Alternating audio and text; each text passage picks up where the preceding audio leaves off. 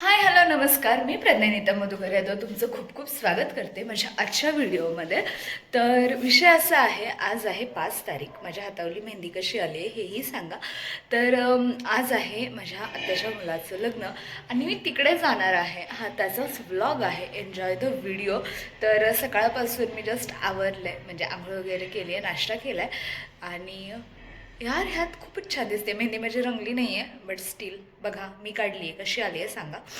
तर चला, आज दिवसभरात मी काय काय करते आहे, आम्ही काय काय करतो आहे, कधी पोहोचते आहे मी लग्नाला आणि लग्नात काय काय होतं हे नक्की बघा. Stay tune. आम्ही हॉलवर पोहोचलो आहे, बट मी इथे काही शूट नाही करत आहे बिकॉज मला म्हणजे ओळखीची लोकं आहेत, पण अजून जास्त ओळखीची लोकं नाही भेटलेली आहेत. सो चला बघूयात कशी दिसते आहे मी, मला नक्की सांगा. हा ड्रेस मला फार आवडला आहे, माझा मेकअप, माझा चेहरा सगळं सांगा. आणि चला बघूया आज दिवसभरात काय काय करतं. साखरपुडा तर झाला आहे आम्ही यायच्या आधीच आणि आम्ही जस्ट पोहोचलो आहे. आता हळदी आहेत. So let see. चला बघूयात. तर आमचं जेवण वगैरे करून झालेलं आहे. आम्ही परत हॉलमध्ये आलतो आणि आता चालू झालेला आहे हळदीचा फंक्शन.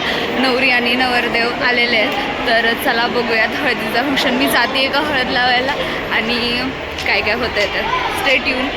तर आता आम्ही बसून घेतलं आहे फॅन बघून, बिकॉज इतकं गरम होतं आहे, इतकं प्रचंड गरम होतं आहे, काय बोलायला नको. इथे चालू आहे आमचा हळदी समारंभ.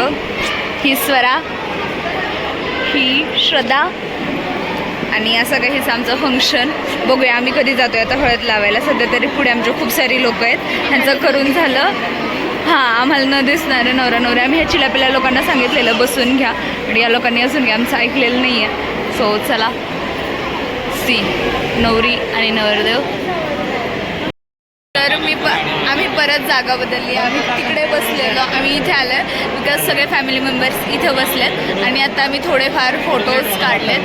तर चला हळद लावायला जायचं आहे, पण तिथं लईच गर्दी आहे. थोडीशी गर्दी कमी झालं की आपण हळद लावायला पण जाऊयात आणि देन बघा स्टेडियम. आणि हे काही ग्रुप फोटोज काढले. ग्रुप फोटोज झाल्यानंतर मी माझ्या सगळ्या आत्यांसोबत एक फोटो काढला. म्हणजे मला चुलात 5 आत्या आहेत, बट मी खूप जास्त कन्फ्यूज होते. म्हणजे मला फक्त सगळ्यात छोटी आणि सगळ्यात मोठी लक्षात राहायच्या आणि मधल्यांमध्ये मी खूप कन्फ्यूज होते. सो मी सगळ्यांसोबत फोटोज काढून घेतले आणि मी असं ठरवलेलं की आता मी सगळ्यांना लक्षात ठेवेल. सो असेच सगळ्यांसोबत फोटो काढून झाले. त्याच्यानंतर माझी सख्खी आत्या ती लेट आली, सो तिच्यासोबत नंतर फोटो काढला. हा दादा, ही वहिनी, तात्या, मोठी आई, हे पप्पा, आई आई आई, काकी, काका, हे पप्पा, मम्मी, काकी, काका, स्वरा, मोठी आई, तात्या, दादा आणि वहिनी.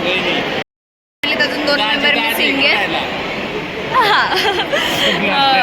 अजून 2 मेंबर मिसिंग आहेत, दादा आणि भैया. भैया येईलच, भैयाला पण दाखवेल स्टेट्यू. तर जसं की मी मगाशी सांगितलेलं, फॅमिलीतले 2 मेंबर अजून येणं बाकी आहे. एक आलेला आहे हा भैया आणि अशी ही आमची फॅमिली. दादा राहिला तो तर काही येणार नाही. सो हळद लावायला जायचं आता आम्हाला. बघूया स्टेट्यू. आम्ही कधी जातो हळद लावायला. आणि मी व्हिडिओ काढायला येईपर्यंत आत्यानं या दोघींना हळद लावून झालेली आहे.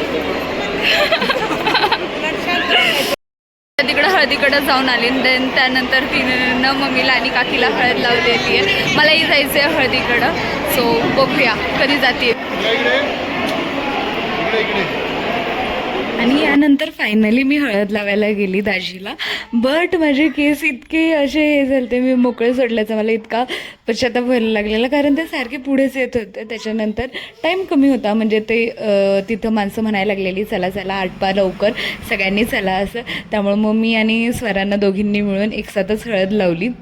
आणि त्याच्यानंतर मस्त फोटोज वगैरे काढले हळद लावताना. आणि आम्ही खूप गरम झालं होतं, सो चेंज केलं आणि बाहेर गेलतो. सो बाहेर आम्ही उसाचा रस पिऊन आलो. तर मी चेंज करून घेतलेलं आहे. आम्ही बाहेर गेलतो, तिथे आम्ही रस पण पिऊन आलो. इतकं बेकारवालं गरम होतं ना, काय बोलायला नको. आता नवरदेव नवरी तर तयार व्हायला गेले. So let's see. बघा आणि मी कशी दिसते नक्की सांगा. आणि आता आम्ही दाजीसोबत बाहेर आलो आहे. त्याला घोड्यावरून श्रीवर्णाला काढलं आहे. सो चला, आत्ता 4:15 वाजलेत आणि 5 चालू आहे. सो चला. इतकं गरम होतं आहे ना, खूप बेकारवालं गरम होतं आहे. Stay tune. बघा आम्ही अजून काय काय करतो.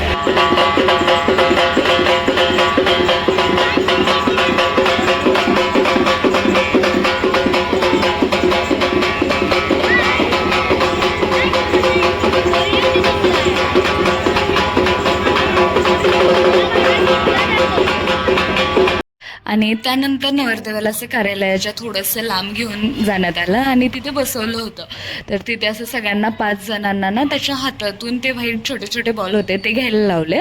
आणि त्याच्यानंतर ते झाल्यावर त्याला कट्यार देण्यात आली, कट्यारावरून जायला लावलं आणि त्या सगळ्यांनी त्याला ते बॉल हाणले आणि ती कट्यार उचलून त्याच्या हातात दिली.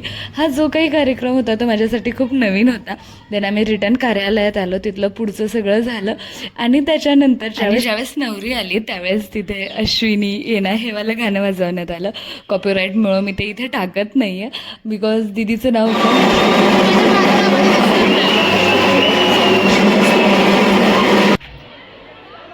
आणि त्याच्यानंतर फायनली लग्न झालं होतं आणि इथे हार घालायचे होते नवरा नवरीने एकमेकाला.